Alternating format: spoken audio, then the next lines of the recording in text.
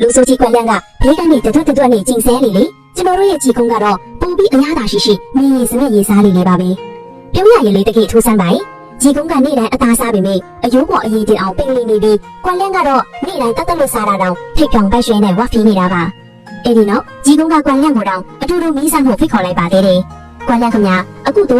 လို့အော်ဟစ်ပြီးကြီးကုန်းလက်ထဲကခွေးသားတို့ကိုလူယူကလှမ်းပစ်လိုက်ပါတော့တယ်ဒါပေမဲ့မထင်မဖဲအဲ့ဒီအသားတုံးကကျောင်းနဲ့ထဲကရေတွင်းထဲကိုတိတ်ကြီးကျသွားခဲ့ပါတယ်ဒါကိုမြင်သွားတဲ့ကြီးကုန်းကကွာလဲညာဆော့ကငါးတယောက်ထိစားနေတာကိုအခုမင်းကရေတွင်းနဲ့ပစ်ချလိုက်တော့ဒီကျောင်းလုံးကိုဖုန်းကြီးတွေကိုအသားဟင်းကျွေးလိုက်တယ်လို့ဖြစ်သွားပြီမဟုတ်လားဆိုပြီးလောင်ပြောင်တယောက်လိုက်ပါတော့တယ်ကွာလက်လေးနောက်ကျမှအချင်းတွေကိုရင်းမိပြီးကိုရင်လေးနှစ်ပါးကိုအမြန်ဆက်ခိုင်းရပါတော့တယ်ဒါပေမဲ့ကိုရင်လေးနှစ်ပါးခင်ဗျာအားကုန်တုံးပြီးဆဲလိုက်ကြတော့ခွေးသားကိုမထွေပဲကြီးကုန်းရဲ့အရက်ပြူးခွန်ကိုပဲဆဲမိလာပြီးဆရာတော့ရေတွင်းထဲမှာခွေးသားမရှိပါဘူးအရက်ပြူးပဲရှိတာပါလို့လာလျှောက်ပါတယ်ဒါကိုကြီးကုန်းကအဝတ်ထဲကခွေးသားကိုပြန်ထုတ်ပြပြီးခွေးသားကဒီမာလီခင်ဗျားပဲအကွက်ချလိုက်ကမဟုတ်လားဆိုပြီးချက်နှောက်လိုက်ပါသေးတယ်။မင်းကကိုနောက်တစ်ခါလွှဲစားပြန်ပြီပဲ။ကြီးကုန်းကိုကြောင်းတိုက်ထဲကမောင်းထုတ်ခြင်းစောနဲ့ကွက်လက်တယောက်ရင်းနှဲကဒေါသကိုအန်ချိတ်အောင်အီးပြီးရှေ့တိုးကဒီနေ့ဘာနေလဲလို့မေးလိုက်ပါတယ်။ဒါပေမဲ့ကြီးကုန်းကတော့ယူချင်အောင်ဆောင်ကအရင်မဆိုင်ပဲခွေးသားကိုပဲစက်ကိုက်နေတော့ပါပဲ။ဒါကိုမြင်တော့ကွက်လက်ဒေါသထွက်ပြီးကြီးကုန်းကိုဆွဲခေါ်ကကြောင်းထိုင်ဆရာတော်ကြီးစီတွားတိုင်ကိုလွတ်ပါတော့တယ်။တကယ်တော့ဒီကွက်လက်က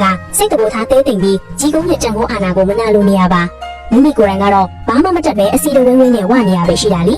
ကြီးကုန်းကိုလင်းရင်ကြောင်းတိုက်ခိုင်းရင်မောင်းထုတ်ဖို့အတွက်ကြီးကုန်းအိတ်တော်လေးတော့မီးလျှော့တက်ဖို့အထိချန်စီခဲ့ပါသေးတယ်ဒါပေမဲ့မီးကြောက်ကြီးတွေကိုကြီးကုန်းရဲ့စီးတစ်ပေါက်ထဲနဲ့ညှိတက်နိုင်လိမ့်မယ်လို့ကြီးကုန်းတယောက်ပဲတွေးမိပါမလဲဒါပေမဲ့လေအဲ့ဒီမီးကြောက်ကြောင်းတိုက်ထဲကမဟာကြောက်စာအာယုံခံကျောင်းဆောင်ကြီးဖျက်ဆီးခဲ့ရပါတယ်ကျောင်းဆောင်ကြီးကိုပြန်လည်တည်ဆောက်ဖို့အတွက်ကြီးကုန်းတို့ဆရာတို့ကြီးကိုဆယ်ရက်ထဲငွေ1000အလူခံပေးမယ်လို့ကတိပြုလိုက်ပါတယ်ဒါပေမဲ့အဲ့ဒီဆယ်ရက်လုံးကြီးကုန်းကအရက်တော့အတန်းစားနေတဲ့အချိန်ဖြုံးနေခဲ့တာကြောင့်ပိုက်ပူနန္ဒာကွက်လက်တယောက်ပျော်လို့မဆုံးဖြစ်နေခဲ့တာပေါ့နောက်ဆုံးတော့ဆယ်ရက်မြောက်တဲ့နေ့ကိုရောက်ရှိလာပါတော့တယ်ကြီးကုန်းကငွေနဲ့တောင်းမရသေးပဲခွေးသားကိုတောင်မြေကြီးစနစ်ကြီးစားနေတော့ပါပဲဒီတစ်ချိန်တော့ကြီးကုန်းရဲ့အားနည်းချက်ကိုအပိုင်မိသွားပြီဆိုပြီးကြီးကုန်းကိုလေးရင်ကျောင်းတိုက်ကနေမောင်းထုတ်ဖို့အတွက်ကြီးကုန်းကိုဆွဲခေါ်ကဆရာတော်ကြီးရဲ့ကမ္မထမ်းကျောင်းဆောင်စီခေါ်လာပါတော့တယ်ကြီးကုန်းကကျောင်းတိုက်ထဲကိုခွေးသားနေယူလာပြန်ပြီးတပြည့်ဘလောက်ပဲတာနားမထောင်ဘူးလို့တိုက်တန်းပြီးကြီးကုန်းကိုအတင်းလှည့်လိုက်တော့စောကတင်ခွေးသားစားနေတဲ့ကြီးကုန်းကအခုကျတော့တရားစာကိုတေချာဖတ်နေတာကိုတွေ့လိုက်တဲ့အတွက်ကွန်လင်းခမရတကယ်တရေလို့တောင်အော်မိရှာပါတယ်ဆရာတော်ကြီးကလည်းတောက်ကြီးမင်းတလောက်တောင်စီကမရှိလေးလက်နေရင်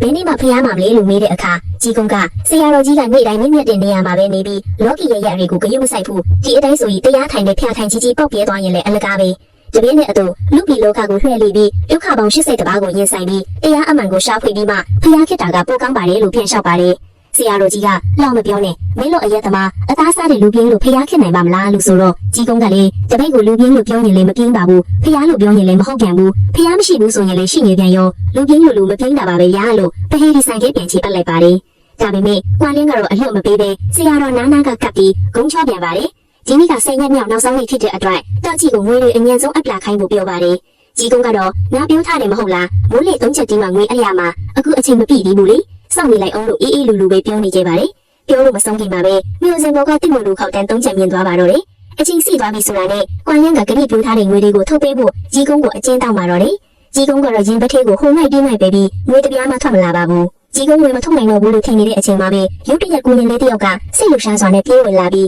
အပြင်မှာဝေကောင်းစာလက်ကွင်းနဲ့အရင်ကြည့်ကောင်းပြီးဂုံတရေရှိတဲ့တထေးကြီးတယောက်ရောက်နေကြောင်းကိုလာလျှောက်ပါတယ်ဆရာတော်ကြီးကလည်းအမြန်ပြင်ခိုင်းလိုက်ပါတော့တယ်ပထမကိုရင်လေးထွက်သွားပြီးတာနဲ့ဒုတိယကိုရင်လေးကလည်းအလောတကြီးတဲ့ချင်းစိုးဝင်ရောက်လာပြီးနောက်ထပ်မျက်နှာဖြူဖြူမုတ်စစ်ချီနဲ့အံ့ဩဖို့ကောင်းတဲ့အလူကျန်တထေးကြီးတယောက်ရောက်လာပြန်တယ်လို့သတင်းပို့ပါတယ်ဒုတိယကိုရင်လေးထွက်သွားရုံရှိသေးတတိယကိုရင်လေးကပါအပြေးအလွှားရောက်လာပြီးခံရကျဲဝါနဲ့ရဲရင်နဲ့စစ်တကြီးတယောက်ရောက်လာပါတယ်လို့လာလျှောက်ပြန်ပါတယ်ကွန်ရက်လေးအံ့ဩဝမ်းသာဖြစ်ပြီးအမြန်ထွက်ကြိုဆိုလိုက်တဲ့အခါမှာရောက်လာတဲ့သူတွေကအနီးအနားတစ်ဝိုက်မှာအချမ်းသာဆုံးတထေးကြီး3ယောက်ဖြစ်နေကြောင်းကိုတွေ့လိုက်ရပါတယ်ပထမတထေးကြီးကျိုးပန်ချန်ကတားဖြစ်သူလောင်းကစားဆွဲနဲ့အင်ချီယာကီပစ္စည်းလိုနေဖြစ်ခဲ့ရပေမဲ့ကြီးကုန်းရဲ့ရဲညွှန်မှုကြောင့်တားဖြစ်သူလမ်းမှပြန်ရောက်ခဲ့တာကြောင့်ကျေးဇူးဆက်ဖို့ငွေတင်ကောက်9000လူတန်းပါတယ်ဒုတိယတယောက်ဖြစ်တဲ့နန်းတွင်ကစစ်တကြီးကလည်းအချင်းပြအမတ်တွေရဲ့ရန်ညှိုးကြောင့်တေးပင်းခဲ့ရပေမဲ့ကြီးကုန်းရဲ့တိတ်တိတ်ဆိတ်ဆိတ်ဆောင်းရှောက်မှုကြောင့်လွတ်မြောက်ခဲ့ရတာကြောင့်ငွေတင်ကောက်9000လာရောက်လူတန်းပါတယ်တတိယတထေးကြီးကလည်းကြီးကုန်းရဲ့ကရုဏာတရားနဲ့ဆေးဆွမ်းကြောင့်မျက်စိကွင်းရဲ့မိခင်အိုကြီးပြန်မြင်လာပြီးဖျာနာနေတဲ့သမီးလေးကလည်းယောဂပျောက်ကင်းသွားခဲ့တာကြောင့်ကျေးဇူးဆက်ဖို့လာရောက်ခဲ့ကြတာပါဒီလိုနဲ့ကျောင်းဆောင်ကြီးပြန်လဲတည်ဆောက်ပုံငွေတွေအပြည့်အစုံရရှိသွားပါပြီ